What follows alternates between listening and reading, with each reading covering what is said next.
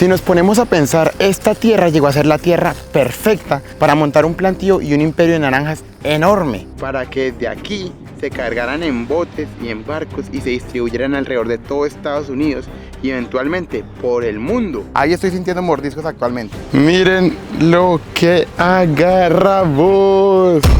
Hey Q, muchachos, ¿cómo están? Espero que estén muy bien. Esperé muchísimo tiempo para poder decir esas palabras nuevamente. Y es que esta es la primera aventura después de la famosa lesión. Pero aquí estamos. Y como es una ocasión especial, los traigo a un sitio súper importante para la historia de Florida. Pero no tan solo eso. También hoy les voy a enseñar a pescar. Sí, señores. ¡Vamos!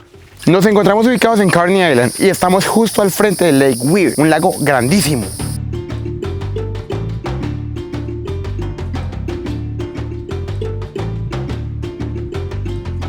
Este sitio se encuentra alrededor de 40 minutos de la ciudad de Ocala, lo cual es relativamente cerca, pero aún mejor, se dice que este sitio es el único alrededor que tiene una playa, aunque la playa realmente no es enfrente del mar, es enfrente de un lago. Hey, playa es playa, ¿sí o no? Entonces vamos a ver qué tal está por allá eso. Ya he caminado por un buen rato y no he visto a la primera persona. Y encontramos nuestros primeros árboles de naranja. Y es que presten atención, todas estas naranjas, aunque no parezcan importantes, son de vital importancia para entender la historia de este sitio y de Florida en general. Vamos a hablar un poco de Carney Island, por qué fue tan importante, por qué sigue siendo importante y cuál es su historia con las naranjas. La relación de este parque con las naranjas es bastante simple, y es que durante muchísimas décadas Florida ha sido conocido como el estado encargado de distribuir naranjas para todo Estados Unidos, pero ni siquiera tan solo Estados Unidos. Durante un momento, en su época dorada, Florida distribuyó naranjas para absolutamente todo el mundo. ¿Pueden creer eso? Para que ustedes dimensionen un poco la masiva producción de naranjas en Florida, entre el año 1997 y 1998, en este estado se produjeron más de 248 millones de cajas. Estamos hablando de millones de cajas. Cada una de estas cajas pesa alrededor de 40 kilos. Imagínense ahora 248 millones. Simplemente es una barbaridad la cantidad de naranjas que se produce en el estado. Bueno, se producía realmente, actualmente ya no como antes. Pero volviendo a la historia, en 1875 el capitán John L. Kearney y su hermano compraron toda esta propiedad con el fin de convertirlo en un plantío de cítricos. Sin embargo, cuando llegaron, todo esto era bosque, estaba absolutamente plagado de árboles, por lo que los talaron. Con la plata de esa madera financiaron su industria de cítricos y básicamente se terminaría pagando solo. Compraron el terreno, talaron los árboles, vendieron la madera a la industria de la construcción y de ahí sacaron plata para plantar muchísima naranja en este sitio. Pero vamos a ser honestos, en esa época en Florida ya había bastantes cítricos. ¿Acaso qué hicieron esos hermanos tan especial para que hoy en día este sitio llegue a tener su apellido? Lo que los hizo tan importantes fue que en este sitio utilizaron árboles de naranja silvestre, la cual era agria, como una base para injertar variedades dulces. De esta manera lograron que se pudiera reproducir más rápido, creciera mucho más rápido también, y la naranja realmente no era agria, era dulce. Imagínense, los injertos de naranja dulce en la naranja agria, que crecía mucho más rápido, el fruto no se había afectado porque seguía siendo dulce, y además de eso crecía mucho más rápido que las naranjas de la competencia. Eso fue lo que hizo este sitio especial, que básicamente aquí tenían la naranja que crecía más rápido y era más dulce. Y es que en algún momento de la historia en este sitio llegó a haber más de 25 acres completamente llenos de naranjas. La verdad es que este es un sitio bastante bonito y hasta ahora no he visto a nadie. Hoy es un viernes y no hay absolutamente nadie, y la verdad eso me gusta, bastante bonito. En esta clase de caminos toca tener bastante cuidado con la vida salvaje, pero más que eso, con las garrapatas. Usualmente en estos sitios suele haber bastante garrapata, entonces tenga cuidado porque ellas son transmisoras de muchísimas enfermedades.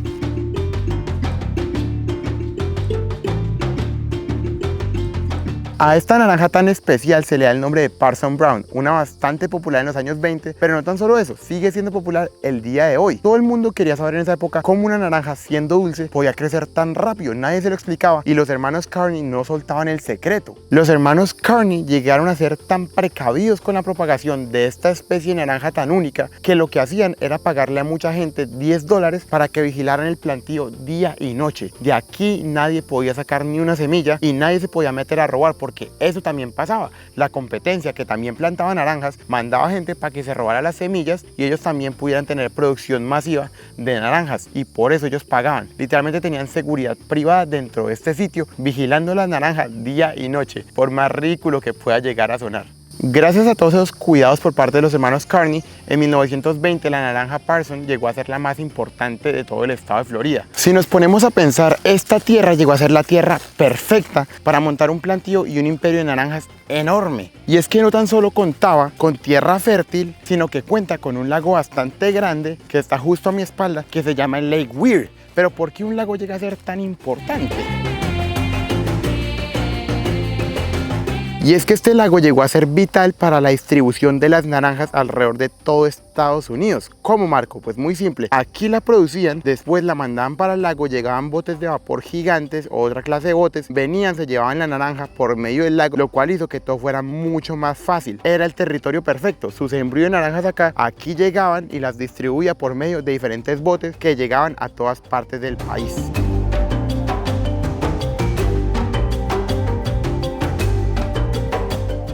Realmente Florida no era conocida por las naranjas, y es que no eran ni siquiera tan populares. Fue hasta finales del siglo XIX cuando la naranja explotó, y unas personas responsables de ello fueron los hermanos Carney, aquellas personas que eran dueñas de todo este territorio. Es curioso pensar que una gran parte de la economía del estado ahora y antes dependía netamente de los cítricos, pero realmente la naranja ni siquiera es una especie nativa de aquí. La naranja fue traída por los españoles, aquí no había naranja. Siempre es importante tener en cuenta que antes de 1970, 1960, Florida no era como lo conocemos hoy en día, con los megaparques de Disney, de Universal, las atracciones, tantas urbanizaciones. No, antes en Florida solo había pantano y naranja, nada más. Por eso es que llega a ser tan normal que en las placas de los carros le pongan naranjas. Es algo muy común de acá, porque ha sido algo de lo más representativo a lo largo de la historia del estado. El negocio de los cítricos durante muchísimo tiempo fue muy lucrativo, pero no todo fue color de rosas. Y es que entre 1894 y 1895, aquí en el estado de Florida ocurrió un fenómeno bastante grave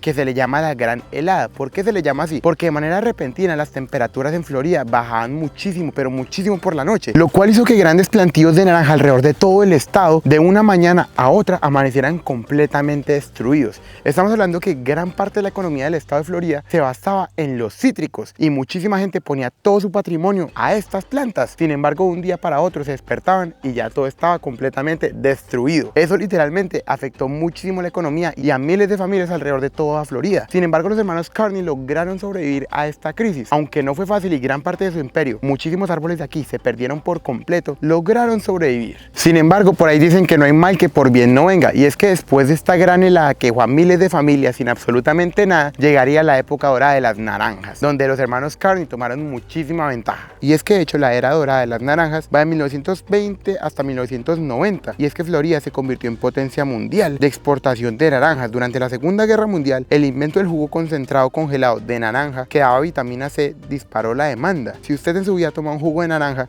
independientemente del país que usted sea, puede que en algún momento usted haya tomado naranjas directamente de Florida, sin importar la parte del mundo donde usted venga. Y ahora vamos a pausar la historia justamente aquí, entre 1940 y 1950, época dorada de las naranjas, porque llegamos a la playa. Llegamos a la playa en Ocala, un sitio que está rodeado por el bosque. Miren esta belleza, pura arena, qué lindo.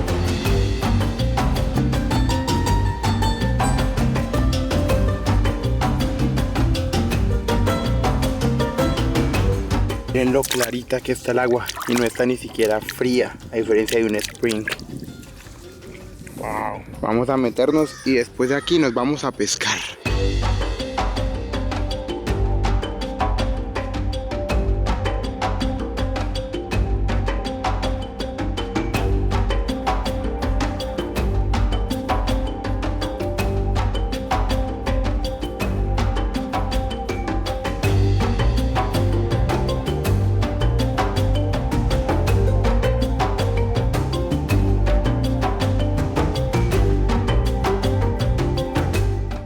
Realmente no sé si seguir yendo un poco más allá, porque como ustedes saben estamos en Florida y aquí hay muchísimos alligators, demasiados, pero igual yo creo que sí va a seguir un poco más profundo. Igual ya estoy lejos, ya estoy bastante adentro. Obviamente este sitio, al ser un lago y no un manantial, entre más nos adentremos, más oscura se pone el agua, hasta el punto donde hay momentos en el que usted no puede ver ni siquiera sus manos. Usted pone su mano lejos y ya no la ve, todo está absolutamente oscuro.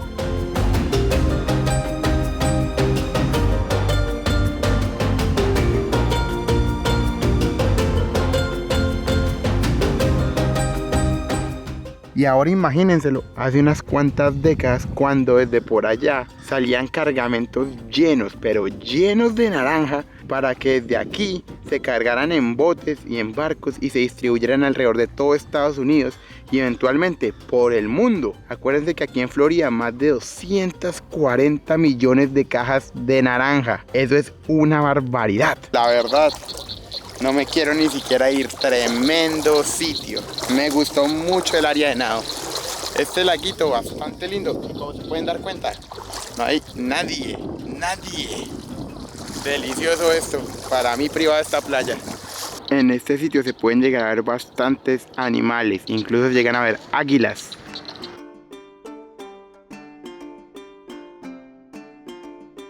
Llegamos al área de pesca, ya tenemos nuestra caña y aquí hay varias indicaciones que nos dicen que el límite de este pez son tan solo 5 en todo el día y que el máximo tiene que ser de 16 pulgadas. Ya si tiene dos de 16 pulgadas no puede, solo puede tener uno de 16 pulgadas y los demás tienen que ser más pequeños. Y esto de las regulaciones de qué pescado puede pescar, cuál no y qué tamaños es ultra importante, porque usted se puede meter en líos legales bastante graves. Vamos. Wow, este lago llega a ser bastante grande. Estamos en el lado de allá y hay otra playa. Y ahora manejamos un rato más dentro del mismo parque y aquí hay otra. Wow, solo que esta está mucho más fuerte. Miren los vientos y las olas de esta. Acabamos de llegar al sitio. Yo actualmente tengo dos cañas de pescar. Esta, que es la caña de pescar portátil, por decirlo así, bastante útil cuando uno va a un sitio realmente y no quiere llevar la grandota. Esta es buena para pequeños peces. Aquí ustedes pueden llevar, ya le tengo el anzuelo. Y tengo la propia, que es la mía, oficial. Con esta, si usted quisiera, podría ir al océano sin ningún problema y cazar peces mucho más grandes. La chiquita no está buena para peces grandes, esta sí. Esta es la que vamos a utilizar el día de hoy. Pero les voy a enseñar cómo usarla realmente, porque ahora todavía falta armarla. Vale, cuidado. Estos de aquí son los anzuelos. Los anzuelos sirven dependiendo el pez que usted quiera cazar. No todos los peces caen por el mismo anzuelo. Por ejemplo, miren este. O este es como una clase de insectos, como pueden estar viendo. No todos los peces caen por el mismo anzuelo. Y el color del anzuelo también influye dependiendo la visibilidad y la hora del día. Por ejemplo, ahora que ya casi atardece, podemos utilizar uno de estos, que es uno plateadito, que es bastante bueno. O nos podemos ir por uno verdecito. Realmente no sé si alcancemos a pescar algo hoy, porque este parque ya casi cierra, pero vamos a intentarlo. Lo primero que tenemos que hacer es decir qué anzuelo vamos a utilizar. Voy a utilizar este de acá, porque realmente no estaba buscando un pez tan grande. Y ahora este es el hilo de la caña de pescar. Este es el que tenemos que cruzar por cada uno de estos hoyos que están acá con mucha precaución, que no se vaya a enredar, que no vaya a quedar suelto. Usted aquí llega, pasa por uno, pasa por el otro. Como mi caña de pescar es armable, o sea, tiene dos piezas, asegúrese de que cada uno de estos hoyos quede perfectamente alineado con los otros, porque si no, simplemente no le va a funcionar de la manera correcta. Ya después de que llegamos a este punto donde cruzamos el nylon en cada uno de estos huequitos, vamos a amarrar el anzuelo. El anzuelo por sí solo no va a hacer nada. Ahorita lo que tenemos que hacer es amarrarlo, y ahora sí vamos a poner la carnada, que es realmente lo que va a traer al pez, que es, por ejemplo, el pececito que les mostré hace un rato. Entonces la carnada básicamente sirve para que el pez sienta que eso es un animal de verdad. Hoy vamos a utilizar gusanos vivos. Los gusanos vivos son bastante buenos porque ellos casi hacen el trabajo por usted. Y en dado caso de que el gusano esté muerto, usted lo que tiene que hacer es moverlo mucho, literalmente moverlo y tocarlo y explotarle la sangre y todo eso, para que ese gusano empiece a soltar un olor muy característico, como a podrido. Es feito, pero ese olor atrae los peces y eso va a hacer que eventualmente caigan. Bueno, ya que tenemos el anzuelo así, podemos ir a pescar. Vamos a buscar qué carnada vamos a utilizar el día de hoy. Y aquí la tengo. Ya los gusanos están muertos, y como están muertos botan un olor bastante característico. Y aquí viene la parte que no a muchos les gusta, y es que ahora tenemos que primero tensar esto un poco. Vamos a tensarlo un poco para que quede bien, y ahora vamos a utilizar la carnada, vamos a atravesarlos. Tengan precaución, hagan esto en una superficie que a ustedes realmente no les importe mucho ensuciar, porque estos van a sangrar. Por ejemplo, miren, este está gordote. Entonces, ¿cuál es el truco de este gusano? El truco es cruzarlo por acá, pero primero vamos a sacudirlo un poco. Si ven que saca un poco de sangre y saca líquidos y todo eso, bueno, ahora sí, ya que tenemos eso, atravesamos por acá, botó sangre y en este lado de acá también vamos a atravesarlo. Ahí ya quedó, podría quedar mejor. Ahora, cuando queda un poco así, ya estamos listos para irnos a pescar. Realmente este lago en toda esta área no está profundo. Yo creo que lo que voy a terminar haciendo es metiéndome y vamos a buscar un pez dentro del mismo lago. Yo estoy seguro que entre más nos metamos, más grande va a ser el chance de encontrar algo bastante bueno. Sin embargo, usted tiene que tener bastante cuidado porque usted realmente no sabe lo que hay en estas aguas. Esperemos que no haya ningún problema. El gusano ya lo tenemos. Y cuando usted tenga la caña de pescar así, aquí por la parte de abajo o algunas otras cañas, en la parte de al frente van a tener un botón. Usted a presionar el botón va a lanzar la caña y ella solita va a soltar. Si usted mueve esta parte de acá, ella va a venir solita, pero no hay manera de que usted la suelte, por decirlo así. La única manera de soltarlo es mediante ese botón que usted presiona. Ya sabiendo eso, vamos a tirar nuestro gusanito. Vamos a ver qué cazamos. Como tenemos gusanos, la idea es que el movimiento sea muy real. Tenemos que ir moviendo poco a poco la caña para que el gusano brinque poquito a poquito. Que los peces crean que es un gusano que se cayó de un árbol o algo así. Ellos empiezan a jugar con él. Y cuando ellos ya le metan su mordisco, ahí sí se ataca. Ahí estoy sintiendo mordiscos actualmente. Sigo jugando un poquito con él, juego un poquito con él, juego un poquito con él. Yo creo que vamos a intentar tirarlo por allá. Vamos a ver qué hay por acá. Usualmente a los peces les gusta estar por los lados, cerca al pasto.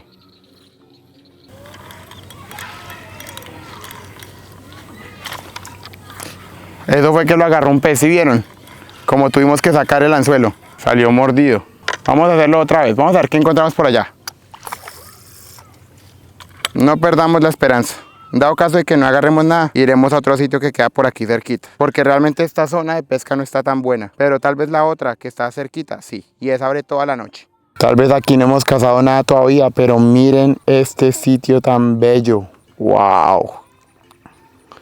No pasa nada, si no cazamos nada acá, vamos para otro sitio. Los pájaros se llaman cranes, son bastante grandes. Son enormes, tal vez en cámara no se ven tan grandes como realmente son. Y son bellos, ¿oyó?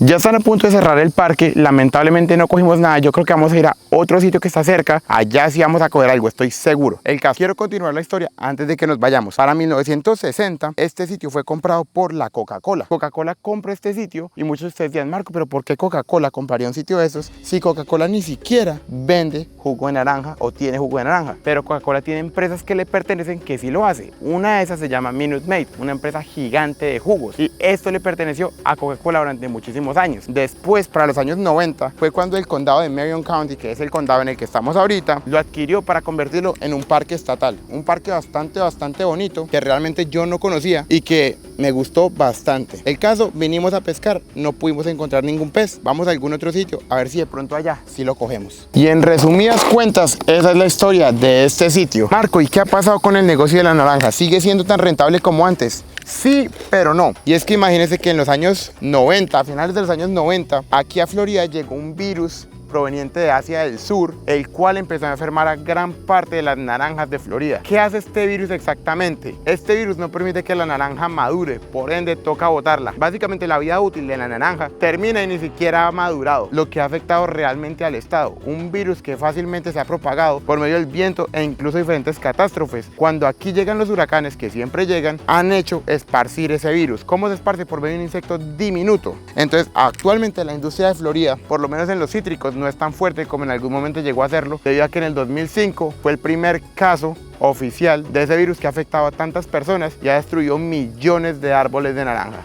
Ya llegamos aquí al otro lago, pero en este lago las reglas llegan a ser diferentes, al igual que los peces. Muy probablemente ahorita vamos a cazar un pez gato, son los que cazan usualmente de noche, no dependen de la vista, sino más que todo de los bigotes que ellos tienen, sienten muchísimo a través de esos bigotes, pero aquí lo que capturemos lo tenemos que devolver, no nos lo podemos llevar. Yo tenía en mente llevarlo, mostrarles cómo se eliminaba el pez, no se puede, lo haré en otro video, tranquilos, simplemente no se pudo la vez pasada, pero aquí vamos a intentar coger un pez gato o algún otro pez, el que caiga, y la idea es que ustedes puedan ver un poco cómo funciona una caña en acción. Realmente es simple, no es tan complicado. Yo me demoré mucho tiempo en hacerlo porque pensé que era más complicado de lo que realmente es. Y otra cosa, si usted está en el estado de Florida o en algún otro estado, usted necesita una licencia. Si usted no tiene una licencia, la policía puede venir, preguntarle, hey, muéstreme su licencia, y si no la tiene, se mete en problemas. Tenga mucho cuidado porque todo esto de la pesca es bastante controlado.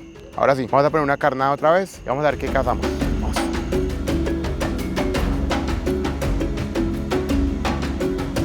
Había olvidado mencionarlo, pero esta herramienta de acá es súper importante. ¿Por qué? Porque con esta es que usted le va a quitar el anzuelo al pez. El pez se lo va a comer y con esto usted se lo va a quitar. Ya llevamos 10 minuticos acá, todavía no cazamos nada, pero no se desespere. Esto realmente toma tiempo, toma bastante tiempo, pero vale la pena, créame que sí. Aún así yo tengo que pescar uno el día de hoy porque es parte del video. Entonces mire, usted no se desespere, ponga su carnada, en este caso el gusano ya está ahí y lo que usted va a hacer, coge, la tira, cayó por allá y espera. Dependiendo del pez, el movimiento de la carnada va a ser diferente.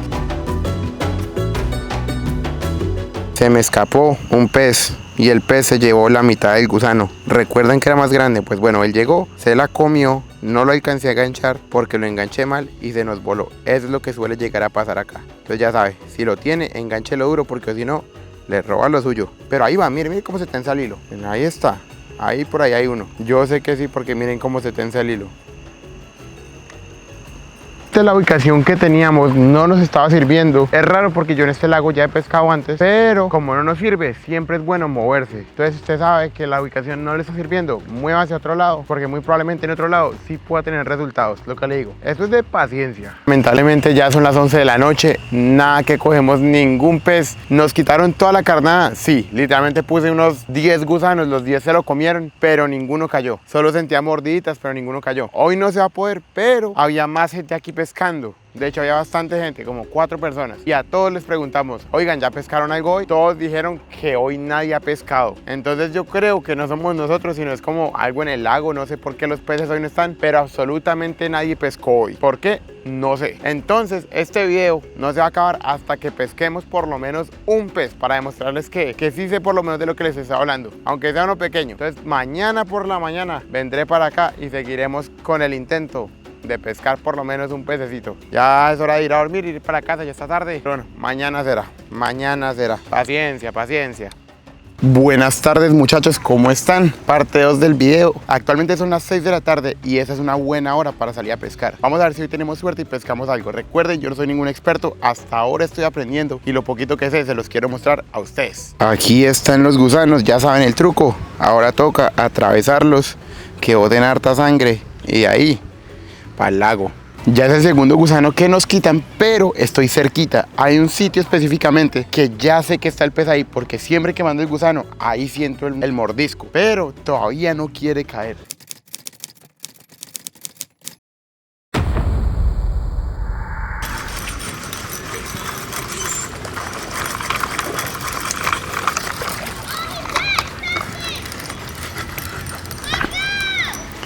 Miren, miren, miren, miren lo que encontramos, miren lo que agarramos, miren lo que agarramos. Miren lo que agarramos. Yo les dije que sabía, ¿sí ven? Oh, miren qué bonito. Ahora, como en este lago, no podemos quedarnos, los tenemos que soltarlo. Vamos a soltarlo. Con las pinzas vamos a quitarle el anzuelo. La idea es que ustedes no se lastimen, ni tampoco lastimar al animal. Este animal tan bello. Este es un pez gato. Wow, miren este animal recién pescadito. Y ahora lo que tenemos que hacer es liberarlo. Ya lo agarramos, ya demostramos que sabemos agarrarlo. Ahora vamos a liberar a este señor de por acá. A la 1, a las 2 y a las 3. Váyase. Ya se fue. Pierda de acá. ¿Cómo la vieron? Nos demoramos un poquito, pero valió la pena. Miren, ahí hay unos paticos. Que en la mamá pato. ¡Qué lindo!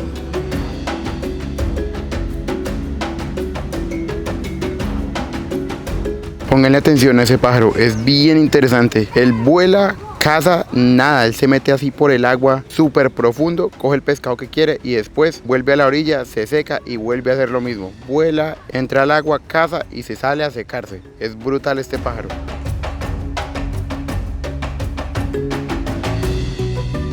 ¿Cómo la vieron? Yo les dije que esto era de pura paciencia, pero ahí está nuestra primera pesca, una de muchísimas que vienen en el canal. Recuerden, yo no soy ningún experto, pero bueno, algo hicimos bien. Con esto vamos a llegar a la conclusión de este video. Quiero que usted me deje aquí en los comentarios qué le pareció Carney Island, un sitio bastante bueno, y si le gustó la pequeña clase muy amateur que le di de pesca, algo que realmente yo no soy experto, que sigo aprendiendo poco a poco, pero bueno, algo hicimos bien porque agarramos uno por lo menos. Y Carney Island, un sitio bastante interesante, muy bonito. Realmente yo no sabía la existencia de esta playa cerca de Ocala, y aún mejor aún, la historia, ¿no? Qué bonito visitar un sitio que todavía nos cuenta mucho de la historia antigua de Florida, ¿no? Antes de Disney, Universal y todos estos parques tan grandes, este sitio era lo que básicamente era Florida, puras naranjas, y Carney Island era la ubicación perfecta para montar un imperio. Una historia bastante interesante, bastante bonita, una buena aventura para retomar las aventuras aquí en el canal, y también muy chévere la visita al Lake Weir, un lago bastante bonito, que aunque no pudimos pescar nada, realmente no me arrepiento porque era un paisaje hermoso. Los quiero mucho, muchachos, nos vemos la otra semana con un video nuevo. Recuerden, muchachos, no soy ningún experto, pero yo sé que poco a poco, ustedes aquí en los comentarios, si quieren, dejan algunos consejos, me enseñan algunas cositas, y yo lo que aprenda se los voy a traer acá para que aprendamos